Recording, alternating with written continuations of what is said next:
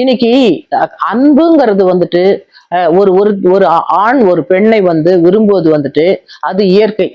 இப்ப ஒருத்தருக்கு வந்துட்டு ஒருத்தரை பிடிக்கும், ஒருத்தரை பிடிக்காது.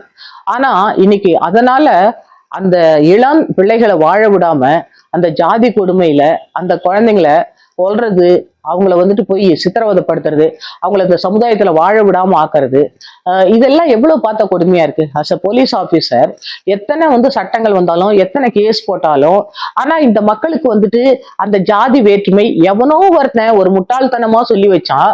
அந்த எல்லாருக்கும் உடம்பு ஒன்னாதான் இருக்குது. இன்னைக்கு உடல் உறுப்புகள் ஒன்னா இருக்கு. இன்னைக்கு ஹாஸ்பிட்டல் போனா உடல் உறுப்புகள் தானம் கொடுக்கும் பொழுது அது எந்த ஜாதியும் பாக்குறதே கிடையாது. ஒருத்தருக்கு இப்ப கண்ணு வேணும்னா அவர் என்ன ஜாதின்னு தெரியாது. அவரு இன்னொரு தாழ்த்தப்பட்ட ஒரு கண்ணா இருந்தாலும் அவரை பொருத்திடுறாங்க டாக்டர்ஸ். அது பொருந்தது ஒரு உயர்ந்த ஜாதிக்காரருக்கு.